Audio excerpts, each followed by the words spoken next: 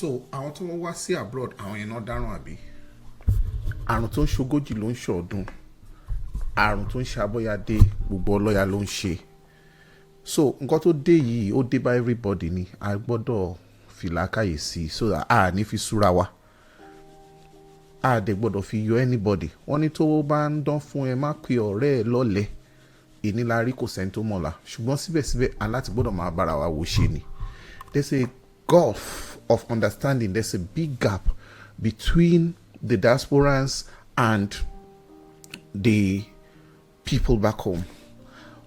Àwọn èèyàn kan wà nílé tí wọ́n ní understanding yẹn but for most people wọ́n really understand wọ́n get bó ṣe ń lọ because to them things are either black or white and the way tí wọ́n ṣe máa ń ronú ó máa ń complicate things nítorí pé nígbà míì ó máa ń cause kí àwọn tí wọ́n wà ní abroad kó jẹ́ pé ó máa ń sú wọn and they don't know how to handle it other than just stay quiet and avoid interaction pẹ̀lú àwọn èèyàn tó wà nílé. Why? Because of that gap of understanding. You know, you care about people, you love them, you want to help people, you want to support them, you want to give them, you know, backing, but you can only do so much. Ó lè ṣe ju agbára ẹ lọ.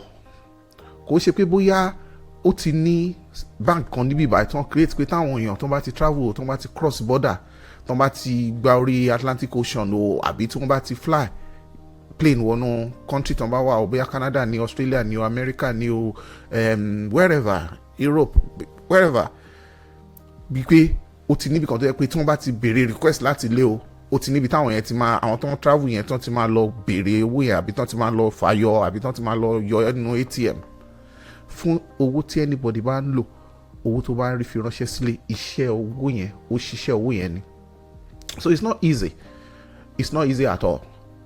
Èèyàn kan ṣoṣo ó máa ní bí 10, 20, 30 it depends on who you are it depends on bóyá you know family man ni ẹ maybe somebody tó jẹ́ pé society person ni ẹ tó bá tẹ̀ jẹ́ society person bó ṣe ní ẹbí wàá lọ́rẹ̀ẹ́ bó ṣe lọ́rẹ̀ẹ́ wàá lára wàá níyè kan wàá tún wà láwùjọ ó tún máa jẹ́ member church kan àbí mosque kan àbí àwọn oníṣẹ̀ṣe àbí you know you belong to many people you belong to many organizations many sites so at the end of the day expectation àwọn èèyàn wọn ò mọ́ra wọn rí wọn ò pàdé ara wọn everyone has many parts gbogbo èèyàn ló jẹ́ pé àṣà ní ibi tó jẹ́ pé ó ta ewé tó ta egbòdé wọ́n ṣe mọ̀ ẹ́ ní church wọ́n ṣe mọ̀ ẹ́ nílùú wọ́n ṣe mọ̀ ẹ́ ládùúgbò ẹ̀gbọ́n àdúgbò ni ẹ́ ọmọ àdúgbò ni ẹ́ ará àdúgbò ni ẹ́ ará ilé ni ẹ́ wọ́n mọ̀ ẹ́ nílé wọ́n mọ̀ ẹ́ níta wọ́n mọ̀ ẹ́ lóko wọ́n mọ̀ ẹ́ nú ẹbí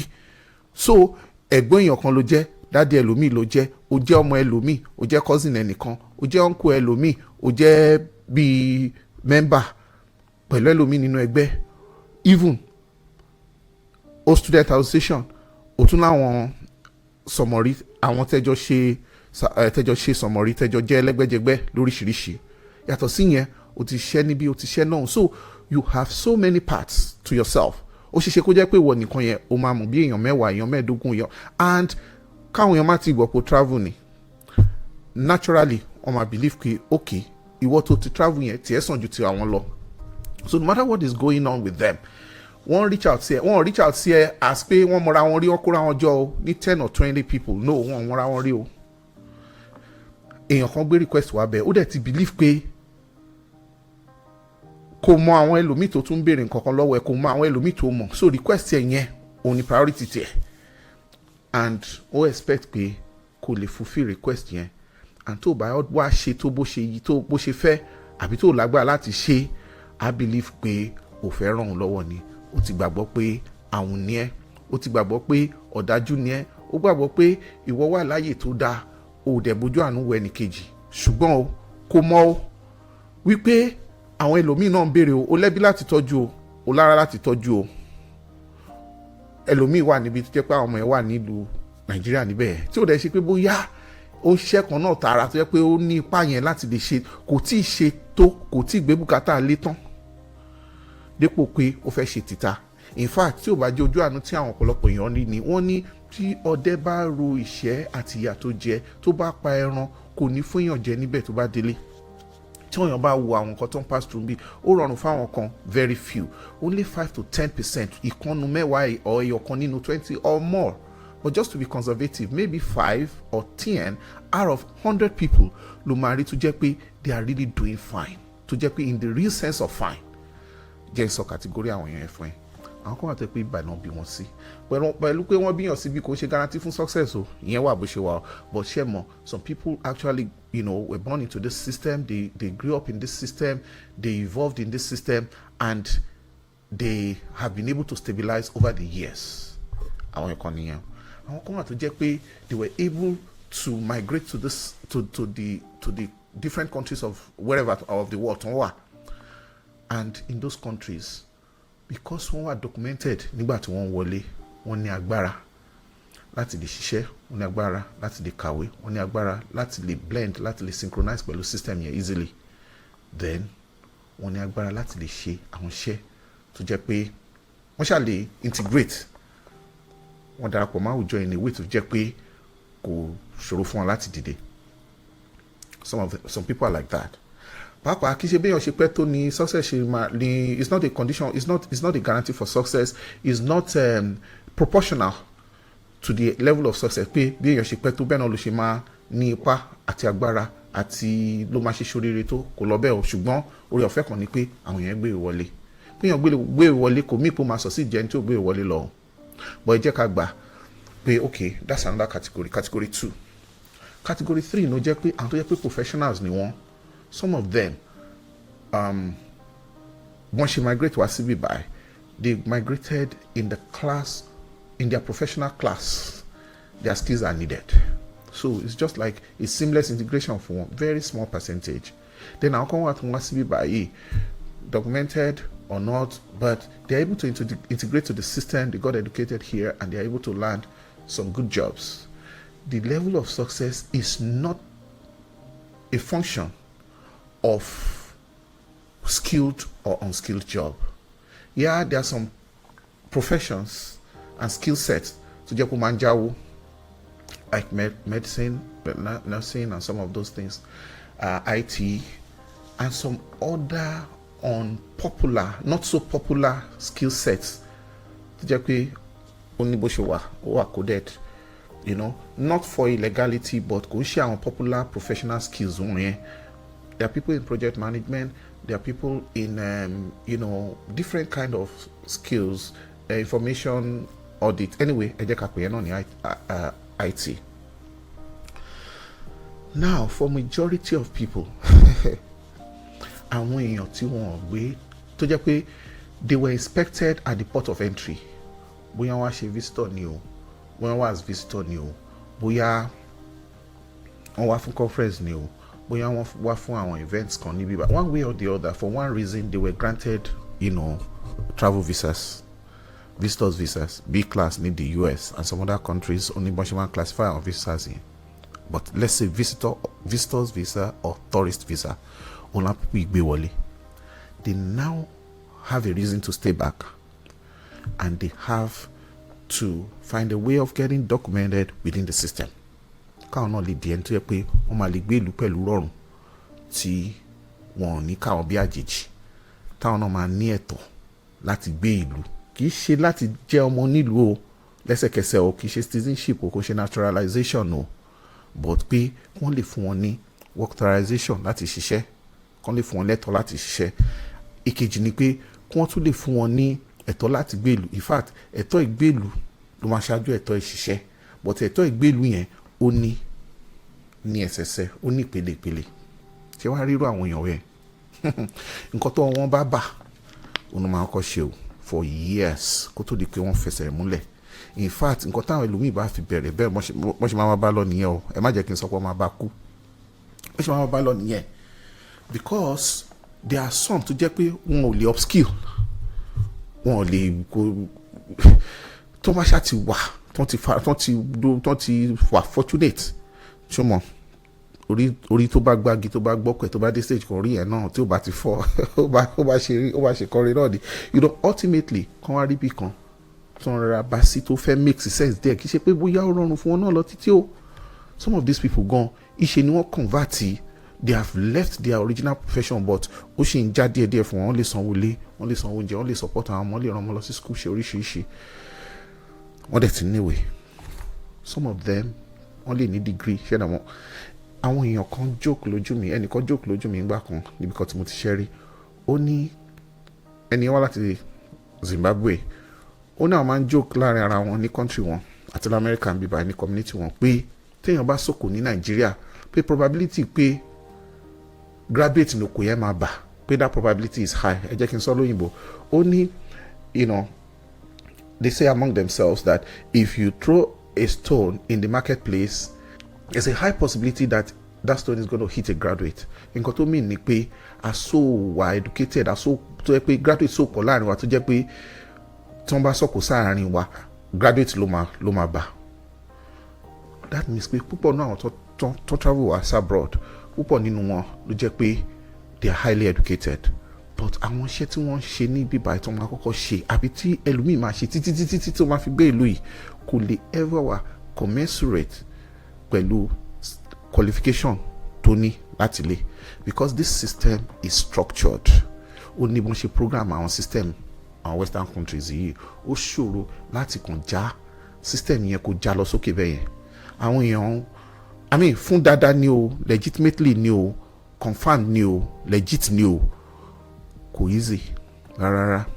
So ibi tí mo sọ ni pé ṣé mo it's just so naive wípé lóòótọ́ ojú ló ń rojú ṣàánú ojú, ṣùgbọ́n àwọn èèyàn gbà mí wọ́n máa ń dáyàn lágara ni wọ́n, torí pé wọ́n fi understanding sí débi pé wọ́n máa ń sọ̀rọ̀ Yorùbá kan pé ọmọ ọlọ́mọ ò lè pa ìyá oníyà, ọmọ ọlọ́mọ ò lè pa bàbá oníbàbá. Àwọn ẹni ẹlẹ́ni fẹ́ pa ọmọ ọlọ́mọ nílùú òyìnbó, wọ́n ti fẹ́ pa bàbá oníbàbá àti ẹni ẹlẹ́ni nílùú òyìnbó. That is, the expectation is so incongruent. Kò rí bọ́n ṣe rò, then ìyọnu yẹn máa ń pọ̀. Tí wọ́n bá wá nǹkan tí wọ́n bá rí, tí wọ́n bá béèrè tí ẹni ò lágbára láti ṣe, tí ò dẹ̀ ṣe kó fi dájú, ṣùgbọ́n tó yẹ pé kò lè ṣe ju agbára ẹ̀ lọ, àwọn àmúlọ́ta. Wọ́n àmúlọ́ta á dàbí pé ó dáa fún, ṣùgbọ́n kò rántí, kò ṣe dáadáa, kò fẹ́ ṣe ìrànlọ́wọ́ fẹ́ lómi. Kò dẹ̀ rí bẹ́ẹ̀. Oníkálukú ń dùn ni, olúkálukú ń gbìyànjú ni. Ọ̀tọ̀ làwọn tó jẹ́ pé wọ́n ní wọ́n fẹ́ ṣe o, ṣùgbọ́n Nàìjíríà tẹ̀ ṣì dá nígbà kan, ìgbà tí ọ̀pọ̀lọpọ̀ tó ń fi move wá sílùú yìí ọdún 10-15 tó ń rò pé Nàìjíríà ò dá, àṣé nǹkan tẹ̀ ṣì dá ńgbà yẹn. Ẹ wá wo bẹ́ẹ̀ everywhere ṣe rí sìn. Kẹ wá wo iye request tí àwọn èèyàn make. Last year alone, only diaspora remittances on lobby $22 billion láti bíbá ẹ lọ sí Nàìjíríà. In fact, wọ́n máa ń jókòó kan pé àwọn èèyàn tí wọ́n ń béèrè fún ìrànlọ́wọ́ ẹlòmíì gan nu wọn wà comfortable ní Nàìjíríà ju àwọn tí wọ́n ń béèrè nǹkan lọ́wọ́ ẹ lọ ní bíbá. Ara àwọn èèyàn tó jẹ́ pé tí wọ́n bá travel lọ sílé wọn ò ní lè tara tí wọ́n tán lè dé sí ṣe ọ̀dọ̀ ọ̀rẹ́, ọ̀dọ̀ ará, ọ̀dọ̀ iye kan tàbí kan ṣáà kan affordable hotels ọ̀nà màdé sí wọn ò nílé, wọn ò ní ibi ilé tó bá tiẹ̀ ní pé kán pé bóyá ilé yánsìn pé kálukú gbà lọ́ ẹ̀ lọ, ẹlòmíì ò níbi tó lè dé sí. Àìmọye tó yẹ pé fáàrí orí Facebook lásán ni wọ́n ṣe, fáàrí Instagram. Ṣé wọn pé àwọn environment wọn bíbá wà ìlérò organized, then bọ́n ṣe ń kọ́lé wọn, bọ́n ṣe ń ṣe gbogbo àwọn àyíká ibi iṣẹ́, ìgboro, títì, mọ́tò, everywhere looks, there's a standard. Ambience yẹn ó wà okay. Ìwò lójú àwọn àyíká yẹn ó jọjú ní gbèsè débi pé bó fáìn gan bó bá ya fọ́tò wà fáìn mọ́tò àyíká yẹn á mú ẹ fáìn. But ìyẹlẹ kan wò lẹ́yìn ẹ̀yẹ o, àgbá korofo, wọ́n ní àgbá òfìfo wọn ló máa ń dojú ọ̀pọ̀lọpọ̀. Ẹlòmíì ṣe láti múnú ara ẹ̀ dùn, àwọn ẹlòmíì ṣe láti ṣe pẹ́pẹ́ dẹ̀, because àwọn kan like kárí mi ṣáà ni, wọ́n like ṣe kárí mi, wọ́n like ṣe kárí mi o. Ẹni tí ó tó gèdètè tó mí fìn, ẹlòmíì tó mí fìn yá, ẹlòmíì ó fúyẹ́ a máa gbéra ẹ̀ nígbè pé òun wò, ẹlòmíì gan pàápàá ló ń fa àwọn request yẹn fúnra ẹ̀ tó ń sọra wọn lẹ́nu. Àwọn kan like ikún ṣáàrí wọn ṣá, wọn like afẹ́fẹ́ yẹ́yẹ́, wọn like notice me. Ṣùgbọ́n back to what I'm saying, a máa bára wa wò ṣe ni. ẹni tó bá ní tí ò bá ṣe fún àwọn èèyàn, adìẹ tó ṣu tí ò tọ́ ni, àbùkù ara ẹ̀ ni, èní la rí, kò sẹ́ni tó mọ̀la. Ṣùgbọ́n Yorùbá máa ń pòwe kan, wọ́n ní tí gbogbo ìlú tí èèyàn kan bá bóúnjẹ, èèyàn kan lè bọ́n, ó lè dáná láti bọ́ gbogbo ìlú yó, ó lè dáná, èèyàn kan lè dáná fún gbogbo ìlú kí ìlú jẹ kan yó. Ṣùgbọ́n tí gbogbo ìlú bá dáná fún èèyàn kan, kò lè jẹ́ tọ̀nà. What it means is that nígbà tí èèyàn bíi 10, 20, 30 tó bá ń request lọ́wọ́ ẹnìkan ṣo péré, báwo ló ṣe fẹ́ rí, báwo lẹ́ni ẹ ṣe fẹ́ satisfy gbogbo wọn? Ẹlòmíì ò dẹ̀ wọ́n tiẹ̀ mọ́ra wọn rí, different sources, àwọn ìpele oríṣiríṣi ọ̀nà ọ̀tọ̀ọ̀tọ̀ lẹ́ni ìgbà mọ́ ní kálukú wọn. Ó dẹ̀ láti ẹlòmíì máa gbìyànjú láti ṣe tó bá lè ṣe. In fact, téèyàn bá lọ ṣe gbogbo iṣẹ́ tó ní hours láti ṣe, tó bá pín owó yẹn fún èèyàn tó ń béèrè lọ́wọ́ ẹ̀, òun gan kò ní ṣẹ́kù fún. Let me give you the financial structure here of a monthly budget of an average person living in Western countries. Averagely, wàá fẹ́ ná tó 30% of your income lórí rent.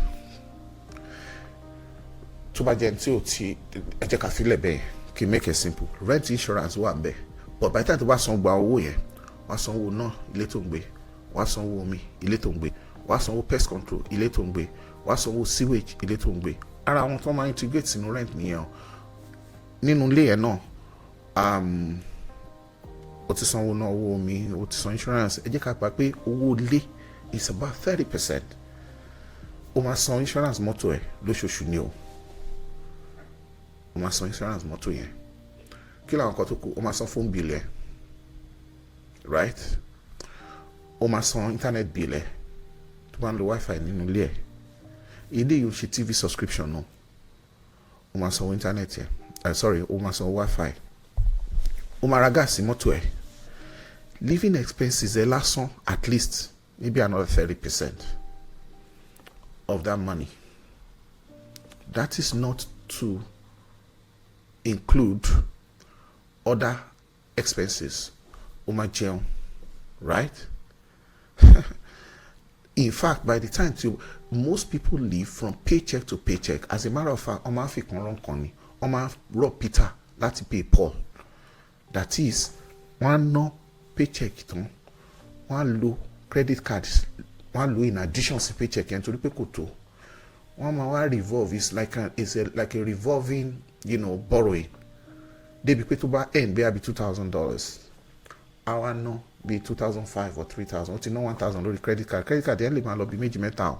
But bó ṣe ń gba check yẹn, a máa fi rọ àwọn credit card yẹn, á tún target ìgbà tí rent bá máa due, so that check tó ń bọ̀ yẹn, nígbà tí rent máa due yẹn, check yẹn á kàn di rent yẹn ni. And níbí báyìí, o lè jẹ́ tó bá jẹ́ tí ò ní home títí ẹ̀, and fraction èèyàn mélòó ló ti ra ilé títí wọn?